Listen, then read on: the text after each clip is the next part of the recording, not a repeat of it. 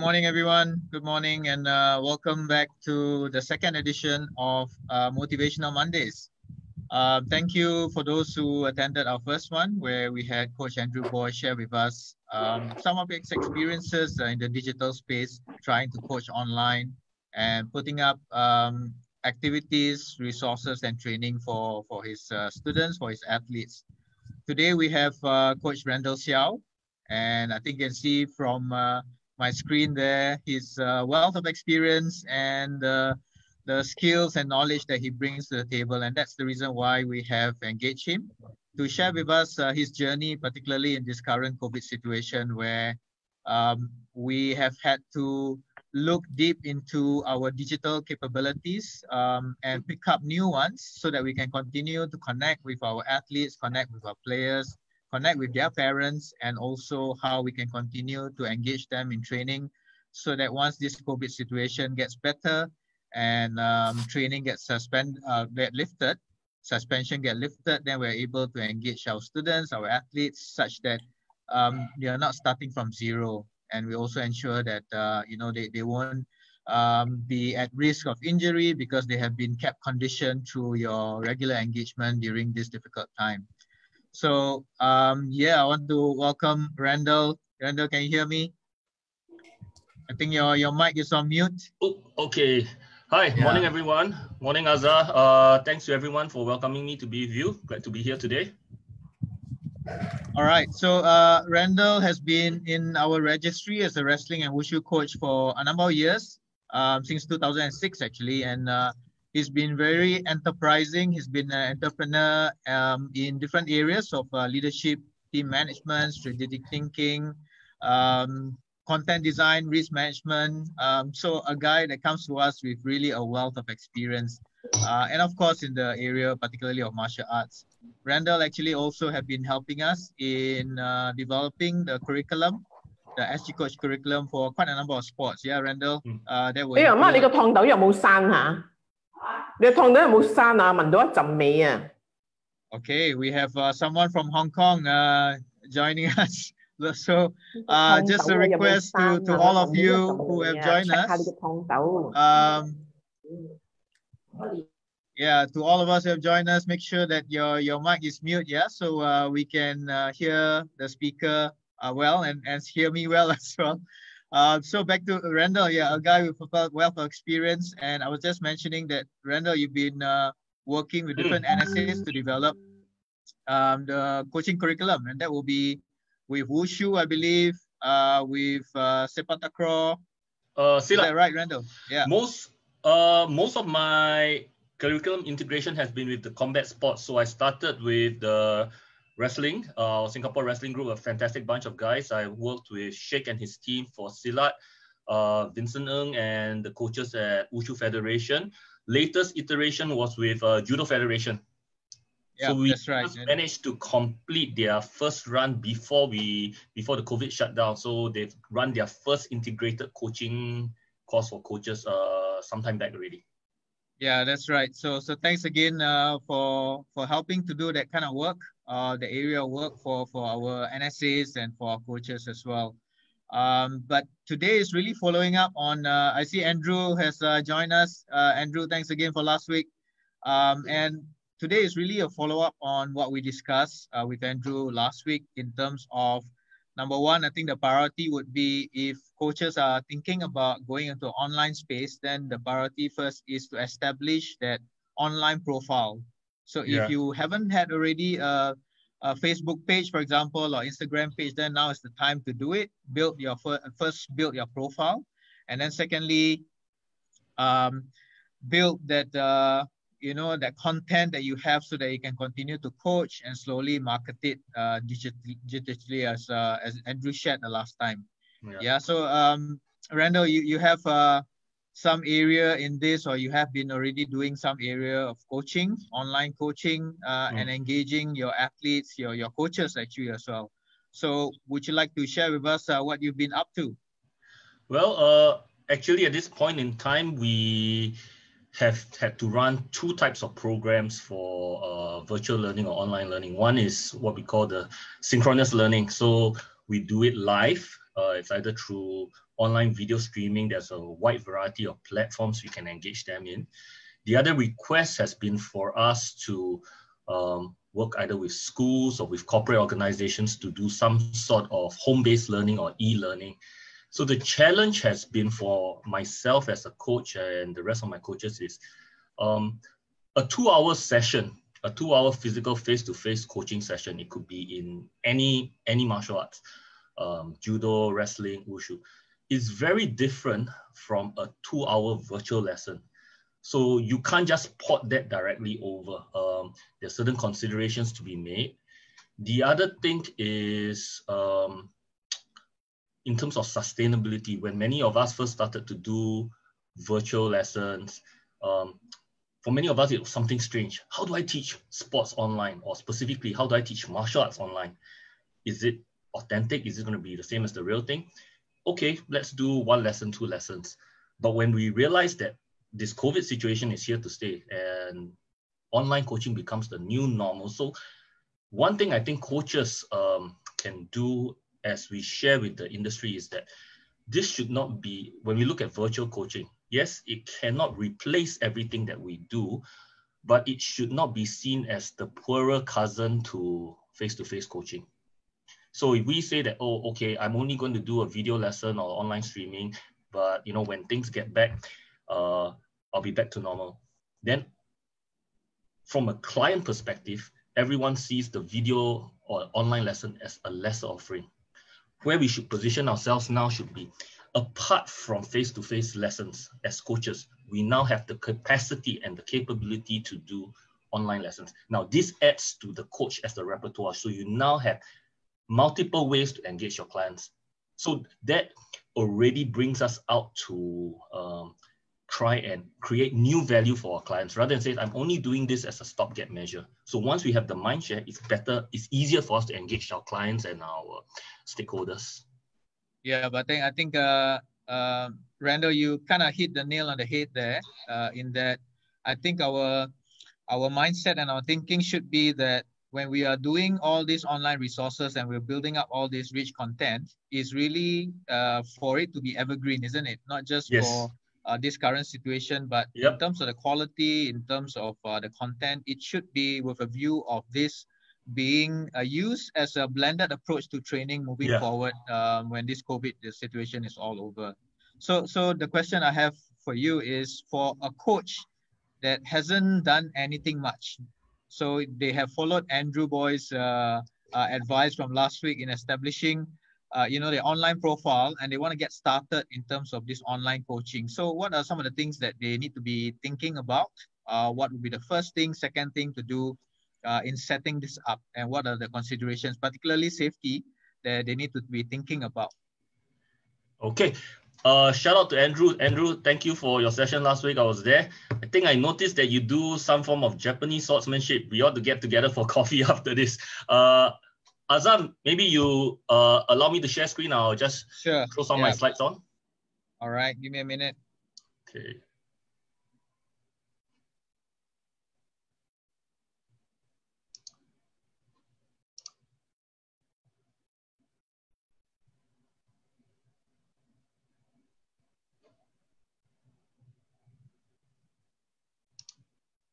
Okay, yep. You should be able to share your screen now. Okay, let me try that. Give me a moment. I'm the host now. Share screen. There we go. Okay. You got that? Yep. Okay.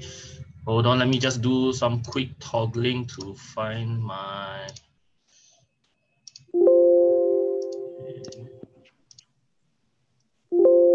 Okay, so one of the things we need to consider when we are doing online lessons is the challenge has always been there is tons of free YouTube videos out there. So when we engage your clients, usually most of my coaches have told me that, look, one of the biggest challenges is parents will tell them, whether it's Tai Chi, Wushu, or any other, there's Pilates, yoga, we've got free YouTube videos there. So what is the value proposition for what we are doing? Two, many coaches always feel, and this one I experience it myself. We always feel that face-to-face interaction is more authentic. So how do we overcome our own personal hurdles? So my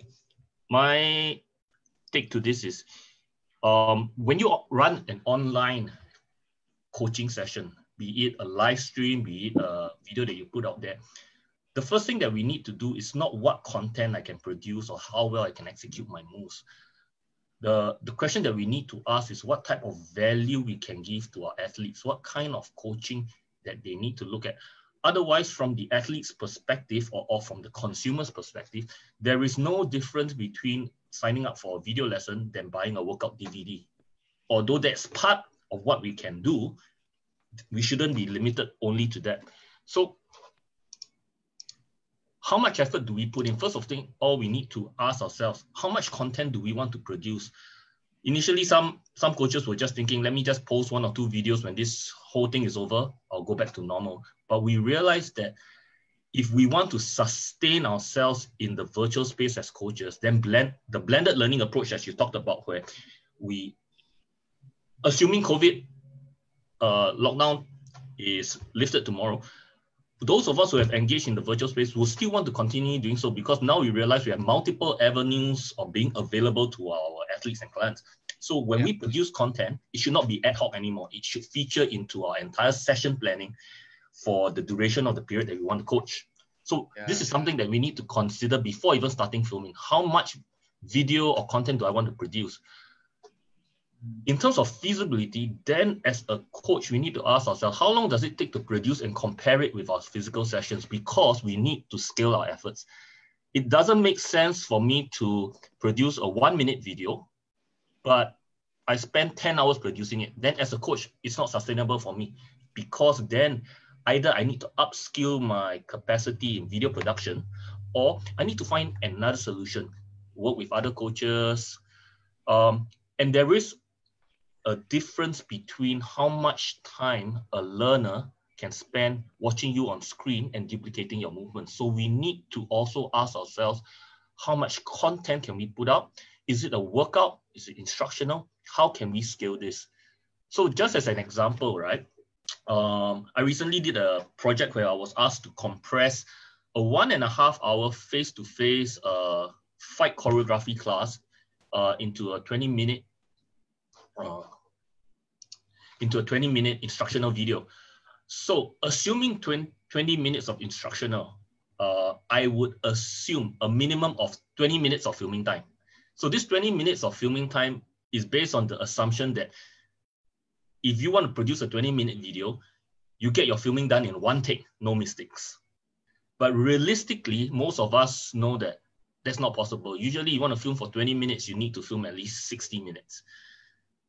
If you want to do your video editing for a 20-minute clip, minimum would be maybe 40 minutes of editing. But realistically, we are looking at another about an hour or 2 hours. So an output for a 20-minute online video, no matter your content, no matter your quality of movement, whether you're a beginning coach or whether you're an experienced coach, just producing a 20-minute video might be up to 2 to 3 hours work. And that's compared to the regular face-to-face class of 1 hour. So coaches, when we start to put ourselves in the virtual phase, then we need to find a way to quantify that this 20 minutes of online engagement is worth 2 to 3 hours of work. Now, in order to quantify that and qualify that to your client, then there must be a lot of thought into seeing how this video works into your athlete's general training program. Otherwise, it's just another video out there. So that's one of the things that my coaches together have, and I, the coaches I work in partnership with, we've taken a lot of efforts to put in. I think I see Silvano online. My good friend, my good coach Silvano, shout out to you. He's been a key collaborator with me in all that I do in order to engage our athletes in the virtual space during this period. Yeah, so I think you brought up that same exact point at the start, where the question for us is, how do we differentiate ourselves from whatever content is available online at the moment, right? And I think a lot of now with home-based learning and everything going online, I think a lot of people out there, be it our students, our athletes, or even coaches, find it difficulty trying to troll through the internet and YouTube videos, which one is good, which one is not good. So I think if your point exactly, right? If you collaborate with others and you know that there are some credible resources out there, and for Coach SD, we have pushed up quite a number of resources with the Word Up Challenge. So if you can find those credible materials, then you don't have to reinvent the wheel, so to speak, right? You take the credible resources, then you Yes. package it into your own sort of design of your training session, so that you kind of cut down the need to spend that many hours curating that content. That's my first reflection. And second would be, you know, even though when we were comparing it to our face-to-face session, which is 1 hour long, but quite a bit goes into planning of that as well, right? So just because we are running a physical 1 hour session doesn't mean that there's no planning. So I think the key here is, as you rightfully pointed out, is planning. Make sure that you plan well so that you cut down the amount of time needed to do filming and any other stuff. Is that correct? Yes. So you hit the nail on the head, because if you look at what some of for those of us who will be involved in doing home-based learning package or even e-learning packages, sometimes in the 2-hour engagement period or where your lesson is, it's okay, it's perfectly fine to even show links to YouTube videos that have been very well produced. So it's not the lack of content out there, but it's actually how to use the platform now to actually maintain the relationship, the coach-athlete relationship, or the community relationship, not only with ourselves, two ways. So there's one level, me and the athlete, but there's also me and my athletes, as well as the athletes with each other. So the virtual platform allows us to keep that going, where you can give different types of feedback. I'll talk about that later. The other thing that I wanted to share about would be maybe at this point to give some tips and best practices in terms of producing video content. Would that be okay? Shall I move on to that? Yes. So one way for most of us is, and I think CoachSG did a great job, because I saw one of your info packs where for people who are starting new to video production, you actually gave an FAQ of different levels of entry. If you want to do your own video production, you want to start populating them on social media, exactly like what Andrew presented last week. So there's different levels for different players to enter depending on how savvy you are. Yeah, so for those who have missed that out, check out the ActiveSG circle, and there will be that resource there, and they even provide you the link, and you can purchase some of the equipment online. Online, right? Yes. Yeah, Lazada and so on. So do check it out in the ActiveSG circle website. Yeah. So my wife was looking at that, and I think one of the things that I would recommend that I've actually neglected is that you recommended the light ring. And I realized that with that, it makes a lot of our handphone videos look much better, because it illustrates the close profile of the presenter. Many of our handphones now are great, high definition videos on the handphone. So most of us can get by with that technology, but small little touches will make it much easier to produce crisp looking videos, which make it easier for understanding. So one of the things I wanted to share now is, consider not only our ability to film the video and perform the moves that we want, but also our client's ability to execute the various moves. So this was one of the projects I did. If you are coaching martial arts or any form of activity that requires a lot of gross body movement, then we need to consider also from our clients, the fact that they can access the video might not mean that they are able to practice it. So we need to scale the skills and adapt it for their environment.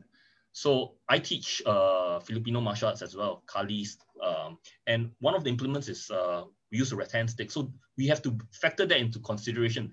Does the student have enough space?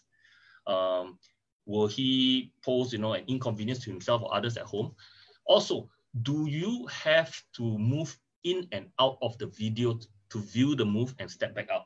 So if you're doing a lot of fine motor movements and fine joint articulations, and then you find that your participant needs to step into his handphone screen and then move back out to execute it, that presents a challenge to him. So when we are filming video, sometimes it's very tempting to showcase what we do well, what we can do.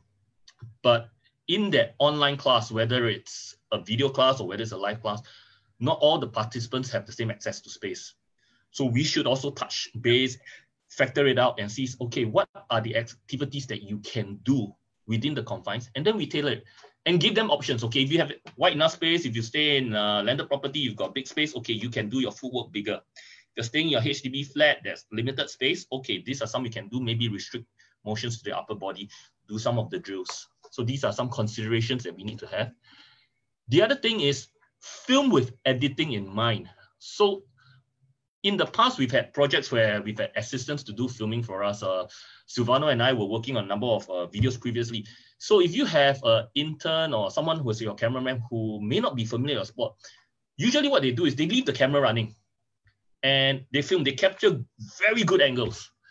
But when you go back and sit down in front of a computer, you realize that you have 6 hours of continuous footage there. Yeah. And then in order to edit 6 hours of footage, you actually need to sit down for 6 hours. But your video clip needs to be only 20 minutes long. So what we always do is we try and keep our clips to 30 seconds or maybe to a minute at the most. Then once we review it, if we don't like it, we cut it out already. So by the time I download my content to the laptop, I already have an idea what I want. Rather than just film, and go back and suddenly realize the moment you sit down, well, check out, man, you look at your raw footage, that's 6 hours worth. By the time you scroll through it, there's not enough time. So we film with editing in mind. So I guess this relates to Andrew's point earlier that you need to create that storyboard before you go and start filming. Yes, exactly. So based on what I listened from Andrew, right? So here's a screenshot of my Windows Movie Maker. I'm still using very basic video editing software. I know there are guys who are using Adobe Premiere, and that's fantastic. So for me, Movie Maker or some of the free online tools are fine. I try and keep my clips short. Then what that allows me to do is just insert the tracks. So my objective has always been, I will set up a clear title. That means at the beginning of every video, I'll set up a clear title and I will take one or two screenshots where I set up a clear learning goal. So that can be either a slide inserted. Today, we're going to learn this. If it's an instructional video, I'll do three things. I will demonstrate, I'll do it at normal speed, and the advantage of going online now. So here is something I'd like to share with coaches. We always think that live demonstration face-to-face is the best, but let's make the tools work for us. In real life, if you want to do a highly technical movement, you can't do it in slow motion, very hard. If you're doing a jumping aerial movement, there's no way you can freeze yourself in mid-air. But with the technology, you can now do movements in slow motion. That allows the learner to see what you're doing, and you can do it with multiple angles. So you can actually film yourself doing the same thing in multiple angles. There should be portions in your coaching video where you do it with me.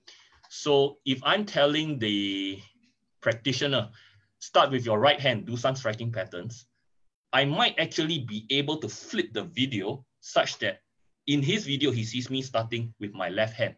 So I'm a mirror image to him. But I don't necessarily have to do it in my left hand. All I need to do is just flip the video. So he's looking at a direct mirror image of me. Then I save tips and corrections towards the end. So this is a sample of what I did.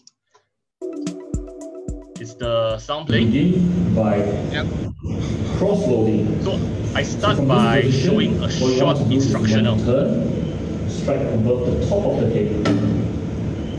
Turn, strike over the top of the head.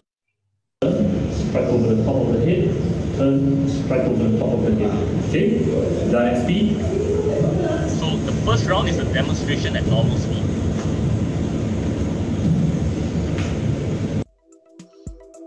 Then without having to do much, I just slow the frame rate down to about 75% or 50% just to make it slower and easy for them to catch the finer points of the motion. As an added variation, you can insert the circle behind the back of the head. So as you turn, circle behind, strike. As you turn, circle behind, strike. Circle, circle. So you can go direct. I also make it a point to keep subtitles at the bottom of the screen, so that if the student or the learner wishes to reference, it's easier for them to be able to scroll through fast forward and see which portions of the segment they want to refer to. So at this portion, because this was meant for off-site asynchronous e-learning platform, I keep instructional very sparse for the moment. As a teaching point, you want to ensure that only after they have gone turn your body all the way 90 detailed degrees teaching points and slash through. Turn your body 90 degrees all the way and slash through. So from there, once that's the instructional portion, you realize that for this portion, that's about maybe 2 to 3 minutes. In face-to-face coaching engagements, we can usually manage to keep the instructional attention of our students for maybe 10 minutes.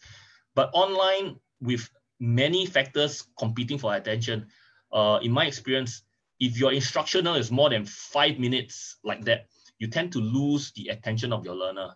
So I keep it about 2 or 3 minutes, and the next clip will be immediately I encourage them to practice the same move with me. So I'll film it such that they can work out along with me.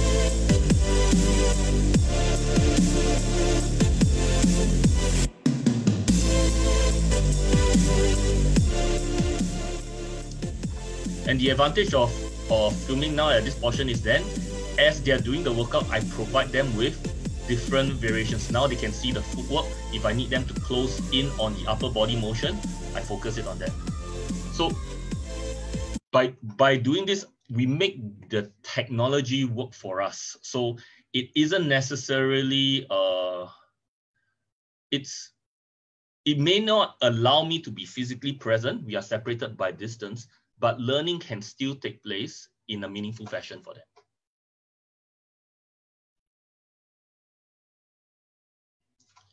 Azhar, you're on mute. Yeah, sorry. The question I have is, in terms of online engagement, the advice is typically no more than 4 minutes at one go. Yep. So that will still be relevant in this context? Yeah, definitely. Because, I mean, we also bear in mind that the learner may be accessing your content through a handphone, through an iPad, or through a desktop. So for him to access it already may pose some challenges if I'm doing any form of physical workout. I might, if it's a video, I might have to watch it at my desk, run out into the hall and then practice it. So if you have me standing there and moving, shuttling, it just breaks down the entire process. So at least for the instructional content where he needs to sit down close to the screen, keep it to at the most, like what you say, 4 minutes, at the most 5 minutes. Then have the person moving and working alongside with you. That's why for coaches who are working this, it's also good to target your audience. I was speaking with some of the racket sports coaches as well, because I'm working with them on their curriculum. So one of the challenges is that we were sharing is, if you put up a video showing a forehand serve and a backhand serve, you could teach it very well. But we realized that this type of lesson, a lesson needs to be targeted to a certain demographic of students. If a student has never held the racket before, that means have never played a racket sport, he will find that this is not meaningful because I've never started the lesson. If it's a national player, he'll find that you're teaching me a forehand and backhand doesn't challenge me. Where the sweet spot would be someone who started playing, for whatever reason, now I need to supplement my learning. This is something I have experience with, but I'm not very good at it. Then when you turn the video lesson on for him, it becomes an adjunct to his regular training. So we, as coaches, we can't view the fact that, look, I know so much content, 100%. The moment I put something out there, my learner will definitely appreciate it because I put in a lot of blood, sweat, and tears. It doesn't necessarily work this way. We need to gear it for the profile and the level of the athlete that we need.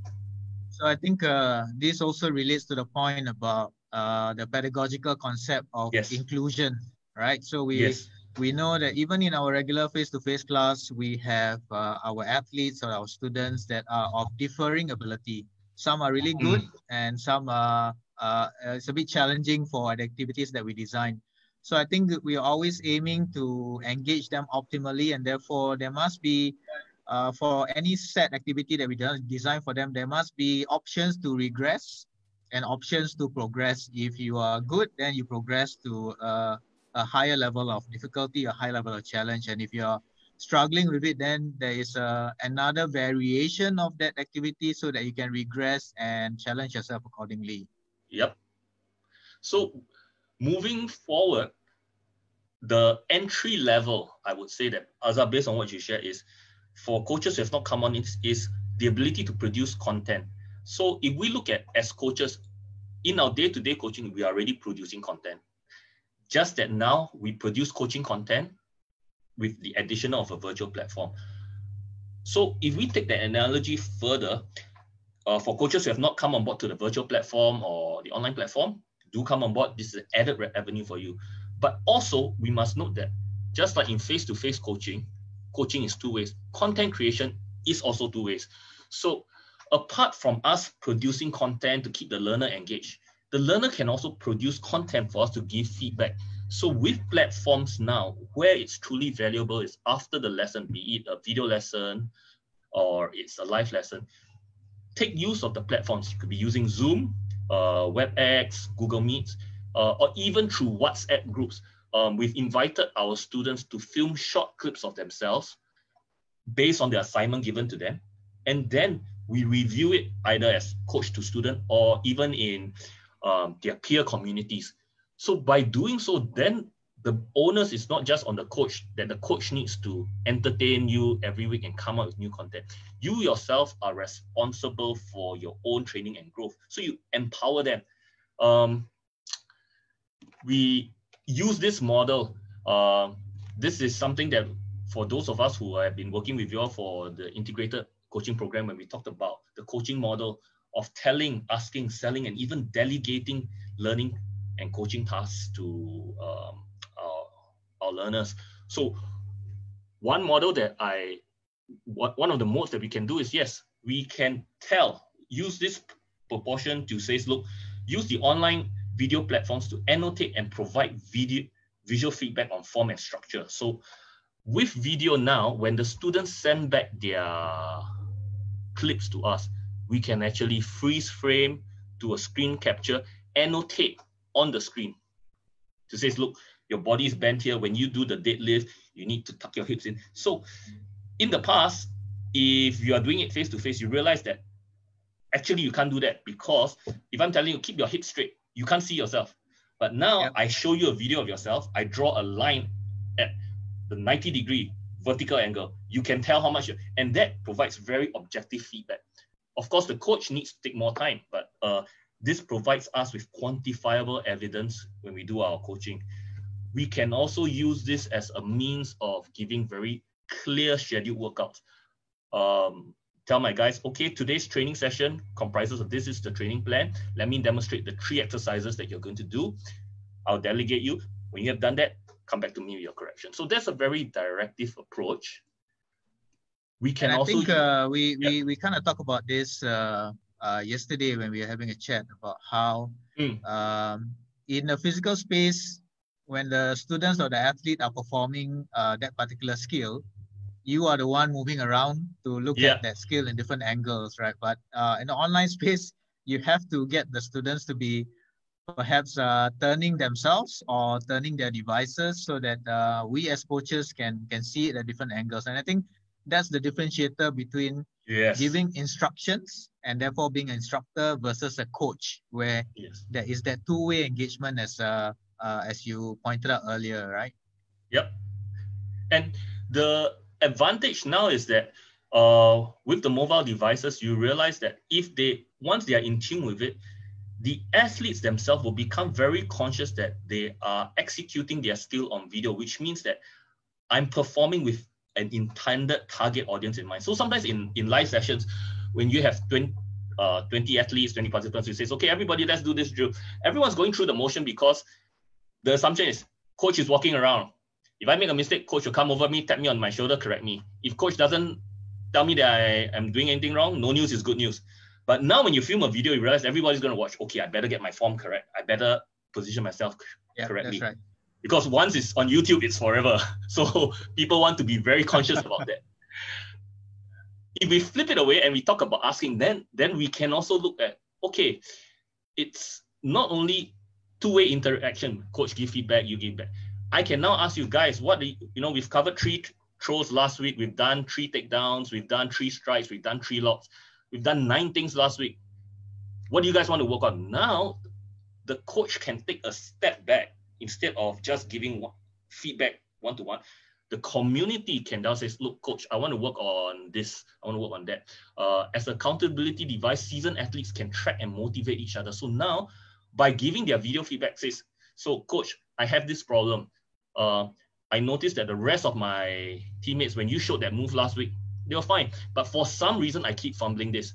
Okay, now show me. And then the rest of us can chip in. And at this point in time, the coach can even take a step back, ask the senior athletes, what do you think is going on? How can you help? So what could be happening if you are doing this live, let's say either on Zoom or WebEx, is if Azar's the one asking questions and I'm the coach, I might be just letting Andrew lead the discussion and give comments while I'm scrolling through the screens to just watch the different athletes. So I begin to fade into the background and empower the individuals and see how each one of them is monitoring. We might also use a third option, and that is where we can travel in time and space. So we sell an idea. So what do I mean by this? Through the online engagement platform, like sometimes in our face-to-face coaching, we'll tell athletes, the reason you are facing this is in this match, in my previous match or in your previous match, this is what your opponent did. That's why you got counted, or that's why you lost that match. Remember last year's competition, this is what happened. But it's going to be a bit hard to remember it on the spot, even though he's doing the same mistake that you can recall. Now with video footage, you can say, look, let's review last year's match. You can even travel in space. So if I'm speaking to my class on some grappling moves and ground level takedowns, but I can't access to them, I might call upon my good friend Silvano and says, hey, today we have a guest instructor coming in. He's going to work with you and he's going to give you some tips of some of the double leg takedowns that we've been working on. Some of you may have problems with it, but let's show your change of levels and Silvano will be able to give you some inputs of that. So by bringing in guest speakers, we help raise each other. So we travel in time and space. We can't bring them, the athletes, to the gym, but we can bring the gym to them. And this is also a good time to work on motivations and skills. So let's show you something that I've done with my my own training group. Oops. Hey, Sing, why are you hiding in the kitchen? It's not a kitchen. So this year, my training crew was supposed to head to Manila for overseas training seminar. What does this diagram mean to you guys? COVID kept us apart, so we actually did a session where we did a review of what is our learning approach. We are getting overwhelmed. So we started by bringing the community. This was after about 2-3 weeks of being shut in at home already. Getting wrong, that's like the fear zone. So I invited them to share on what they felt was their comfort zone, their fear zone, and their learning zone. Getting it sharper.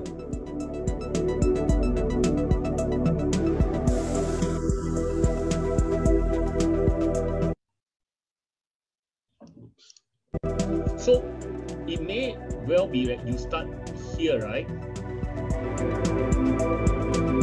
So one of the things that I was trying to encourage to my team was that training doesn't necessarily, even in martial arts, doesn't always have to be physical, be conceptual. We understand the tactics or the strategies behind what we do. And we play footage from previous events. So if we can't go to the physical event, we highlight training events that we have been to and review them.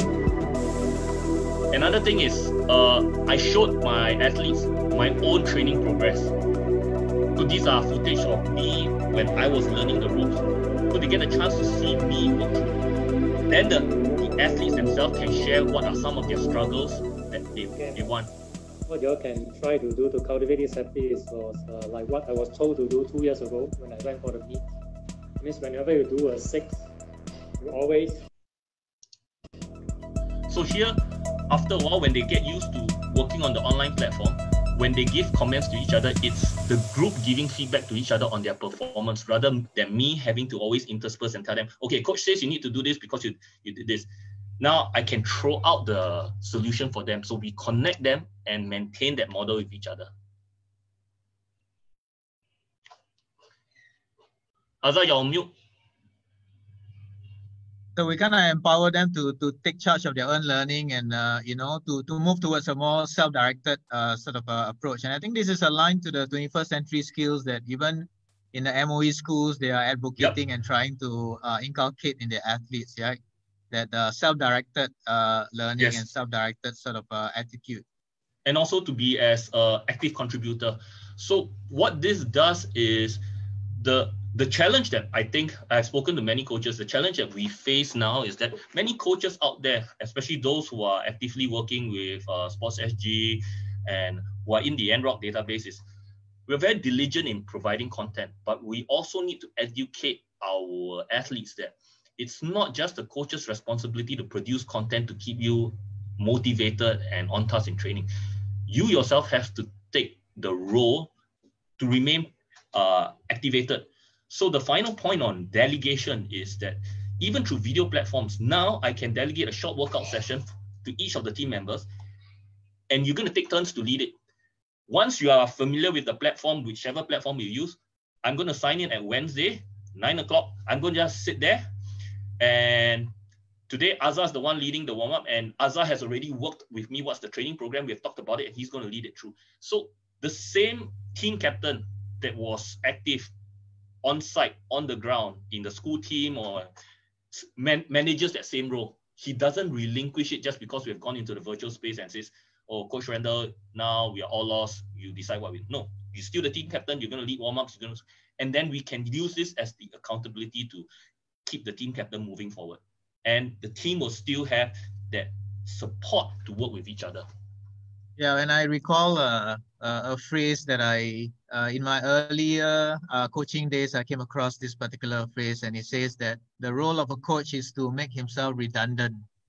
So I think if we have done a good job, then we don't really have to be there because our athletes, our students will know what to do, what to do for warm up, what to do for preparation, and to provide each other with feedback. So essentially, we've kind of delegated the role of our coaching to them so that they are part of the coaching process. Yeah. Yes. Maybe a way to clarify this would be, it's not that we are not there. We are there. We are present. It's our visibility. They know that we start to fade into the background. I think I myself am guilty of it too, because we're very passionate about what we do. And especially in combat sports or physical sports, there's always the desire to say, oh, you're doing something wrong. Let me show you how I would have done it to solve this problem. But that's always my solution to my perception of what the problem is. Sometimes at the athlete's level, he may not face this problem, or he may want to work out a different solution. If you step in too fast, then you disrupt his learning process. So by delegation, what we are trying to do is reassure the athletes we are there. We're not just like, okay, coach is going to sip his morning coffee and hands off. I'm still there. But now I'm watching you do and allow you to, I won't say make mistakes, allow you to explore your comfort zone. And as a coach, I'll be there to reassure you and make sure that if you fall short, I can come and step in. That's where the power of online platforms are there, because if you look at leading a face-to-face class in person for 30 people at a shot, it can be quite intimidating for younger athletes. Now, you realize that, wait a minute, in front of video screen, as long as I'm not too camera shy, I don't have too many people staring at me. If there's any mistake, coach can always step in. That gives them a form of reassurance. So they are also actually learning small portions of micro coaching. And as coaches, we should always also think about who are the next in line people that we can develop as aspiring coaches. So that's one way to already embed that process in.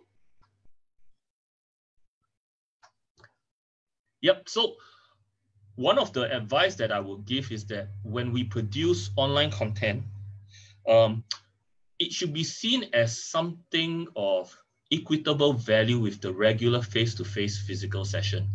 I say equitable because it may not necessarily be an equal match. What we need to always understand as coaches is that because we are doing this professionally, then we need to understand how this creates a value add for the client to continue to engage us. If all we are telling our clients is, oh, I'm only producing video content during this period, once after circuit breaker, you'll get back to normal with me. So therefore, I just have 2 videos out. We are giving them a very low quality product, because if for whatever reason circuit breaker extends for 3 months, then that means that as a coach, you have just given up. Whereas if we are of the mindset and says, look, I can coach you face-to-face, one-on-one. I can coach in a group setting. I can also coach you online. Then we no longer look at which one is a better coaching session. Is it a face-to-face session that's better than a virtual session? It's not that kind of conversation. It's how can I, as a coach, address your learning needs? And then so I guess that alludes to the point about not taking on a versus approach, right? It's not one versus the other. Yeah. This is better than another, but rather to say that I now have multiple platforms in which I can engage my athletes, face-to-face, as well as online, and blended sort of approach. So essentially increasing the platform in which we can engage our students. Yep. And that means that for coaches who are willing to put ourselves out there, that means now I'm available to you 24/7. I can accommodate to your work schedule, because like what Azhar has mentioned, and I saw Andrew do a sign, it's a blended approach, right? You're trying to say that. Because once you do a versus approach, then we get stuck into this conversation where we then need to negotiate with our clients, our students, which one costs more, which one is more expensive, which one is a higher tier. And once we do that, then we end up falling into this red ocean where we prioritize certain services over the other. But if we look at ourselves as service providers, then it always is, you're paying me for my professional expertise and time. The mode of delivery doesn't matter. The goal, the measurable outcome is your progress by the end of this time. So one thing I wanted to share for coaches who haven't come on board is, this was something that my team of coaches and we did. I think it was on the 14th. It was on the day that lockdown was announced. We had a kind of meet up, a planning session. We weren't certain whether we would be, circuit breaker had not come into effect, but gyms were closing down, and we were asking ourselves, moving forward, there will be a high chance that there's disruption to society. Business as usual is not possible. So I work with coaches in the resilience industry. We do first aid training, we do defense tactics, martial arts, outdoor adventure. So we realized in the last 1.5 years, if we looked at what happened in regional stability, there have been big changes. We look at what happened to COVID. So based on what we have, what products and services can we offer now that people are willing to pay for? Andrew last week talked about, if you only have one revenue stream, right, then that limits you. So our team was saying, if all I have is a hammer, then everything looks like a nail. So if I do martial arts and if I do a particular sport, but I only want to coach this martial art in this particular fashion, in this way, then there's nothing wrong with that. But that means that I'm limited to the ecosystem that allows me to function. In a crisis situation, then we realize that people will prioritize resources and their spending. So what products and services can we offer now that people are willing to pay for if I want to enter this industry and sustain myself? And what do I need to do to get our products and services to our customers? So we took some time off to map out key aspects of the situation and the impact to daily life as business as usual. And we asked ourselves, let's take away what we do as coaches. Let's look in the industry and things that we are familiar with and just ask ourselves, what do we think are 5 products or services that are most relevant now? Once we ask that for ourselves, then we ask ourselves, okay, as a sports coach, where do I fit into this map?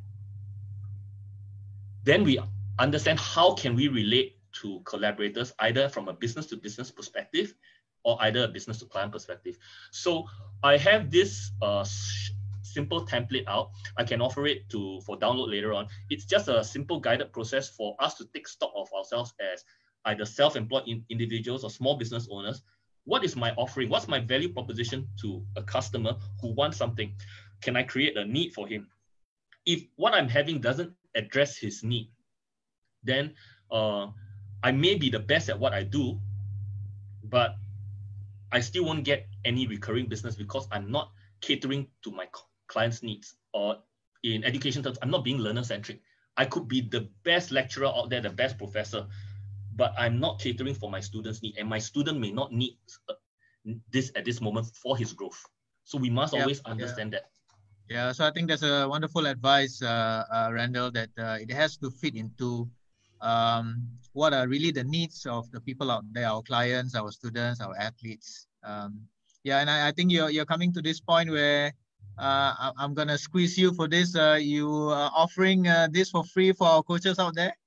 Yes. So we are partnering with, we are very lucky and blessed, and big shout out to CoachSG and SportsSG team. Me and my coaches have been following what you have been doing. Great thanks to you all for supporting the community. There are a lot of resources out there that have been made available. So with some of the industry partners, I'm working with Cisco WebEx teams to allow coaches who want to come on board to understand, is there a difference between a synchronous and asynchronous lesson? So what's the difference? Coaches are asking us, if I film myself on video, is that just a video lesson? Is that e-learning? What's the difference when you talk about a learning management system? What's the price point? So one of the things that we need to learn is the difference between a live session and a home-based learning package. How is it structured? And through that, there are some of the coaching pedagogy needs to come in. The other thing is, if we want to do this as a means of a supplement to our coaching, then we need to determine pricing. How do we determine pricing? Depends on the amount of resources and bandwidth I want to delegate it, and the quality of the product that I have. So as coaches, if I want to actively engage on the social media platform, I have to have a means of being able to produce good content fast. Otherwise, it just takes too much effort. Then the third thing is, once I'm able to do that, what sort of platforms to use? Different platforms will give us different advantage. So with some of our industry partners, they'll come on board with us on Friday, this Friday. We'll do about a 2-hour session to give you an idea of what some best practices are, walk you through some simple video production hacks that you can do. And basically after that, for those of them who want to continue, I've got some templates that can help them review their coaching processes as well. Yeah, that's wonderful, Randell. So coaches, you hear it live. Randell is offering this particular session for you guys for free, and that's really generous, as I said, and I think that's really good in terms of one coach trying to help other coaches upskill themselves and get better during this current situation. So maybe we take on we use a bit of time. We got a bit of time left, and let's use that time to just take on a couple of questions that I see here in the group chat. And Hanson asked about, when you record your coaching online, do you review or do you use that as a review of your own coaching and your own coaching practices? Wow, trust Hanson to ask very thought-provoking questions. Use that to review our own. I guess it is a natural extension. So one way to find out is, so in our backend, right? I sometimes spend, okay, maybe I rephrase this. I have my own Facebook page for the different groups. So one of the things that I do is, when I populate it with video content for week's training, then I spend a lot of time. I put 5 hours in, I produce a 2-minute clip. Then 2 days later, I look, there's like 5 likes. My wife posts a video of my daughter running around doing some crazy stuff, right? The whole world has like 1 million likes on it. And this was something ad hoc taken like 10 seconds. I spend 5 hours, I get 0 likes. So as a byproduct of it, when we post out content, it's already saying, okay, either you are posting at the wrong time to the wrong audience, or you're not meeting their review needs. So from the fact that you have video content, you realize that viewership is low. That means I'm not engaging. If I'm not engaging, then the question means I have to go down to the end user and ask, hey, was that video useful to you? Going deeper, and I think that's where Hansen is direct. In social media, just having a like itself actually isn't an indication of the quality of the coaching. You need to dig deeper and says that if you like the video, why was it? Was it just because it was me there? You know, you just wanted to give support, or what were your key learning points? And that helps. Yeah. So what we have done is in the video processes, when I do the review of the learning, I also ask my athletes, I invite them to give some comments on the quality of the lesson, what they found work and what they didn't work. And then I use that to shape my next online engagement with them. Yeah, so I guess this is a question that I think it comes naturally to many, particularly senior coaches, where they often reflect, and that's what we are encouraging coaches to do anyway, even though they are an entry-level coach, to always reflect on their practices and ask themselves, how can I get better? How can I coach better? And you can get the feedback directly from the athletes in a face-to-face sort of situation. But I think now that we are putting things online, or if we are starting to put things online, I think the opportunity is for us to canvas for those kind of feedback online as well. And I think Facebook has got all the insights, YouTube has all the analytics that you can go into to see how much reach has your content garnered, you know, how much engagement and how much time people are spending watching your YouTube videos. So I think that's really a wonderful feedback that we can use to reflect on our own coaching practices and get better. So one good strategy that I can recommend for coaches out there is the analytics on Facebook will give you viewership. So if you have a public video out there, it gives you as a form of marketing tool, how engaging. But if you want to track learning review, one simple way to do this is in your classes or in your groups, create just a private group. Whenever you post a new clip out there, make the learning task that after you have watched the clip, everybody needs to post one comment in that closed group on what they have learned, what they found useful, what they wish to see. So keep it simple, and it allows you as the coach to track your learning process. It keeps the feedback private to within the group. And years from now, if you trace back the entire season, and if you maintain this through an entire season's worth of coaching, you actually can realize the progression of your team, either through face-to-face coaching events or even just through the log of all the video comments. Yeah, that's right.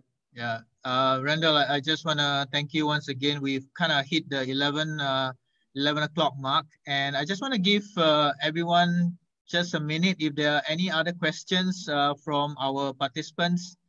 And I'm going to reclaim host from you to see if there are any questions. You can raise your hands and ask those questions to us.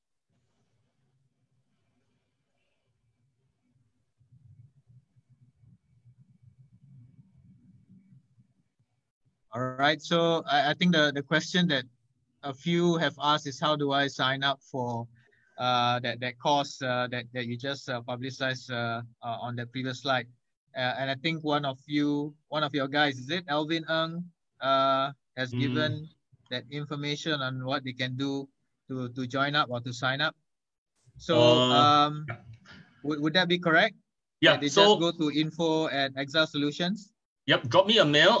We'll gather the participants, and once we know it, I'll send you all the invite link. All right, wonderful. I just want to share to finish off. If I could invite you, Randell, to just give some words of encouragement and motivation to our coaches out there, who are many of which are struggling to kind of make ends meet, so to speak, because it has affected their income stream. So words of encouragement and advice and motivation from you, Randell. Well, to all the coaches out there, we have always told our athletes to believe in themselves, you know, that tough times don't last, tough people do. We have always encouraged our athletes. So if we take a look at ourselves, and we look at what we are doing for the athletes, we are actually multiplying the value that we have based on the amount of athletes that we have. So it's tough times for us. It won't be easier. And honestly, among the group of coaches that we work with, we are prepared that times will get tougher. We know that the world has changed. We might not go back to business as usual from now onwards, but we are determined that we have value. And the fact that we are struggling means that this is an opportunity for us to make that critical difference. So, yeah. Thanks, Randell, for that. I just want to share something that I put up at the NCDA seminar that or webinar that I was invited for on Saturday. And I put up this particular slide. I think you can see it here. And that's something I learned. And just now you mentioned the word crisis. And the Chinese word there is, as I understand from Google, it means correct. Crisis, and it's made up of 2 characters, right? Yes. And the character on the left is danger, and the character on the right is opportunity. Yeah. So I think this current COVID situation, it is a difficult time for all of us, but I think with adversity comes opportunity.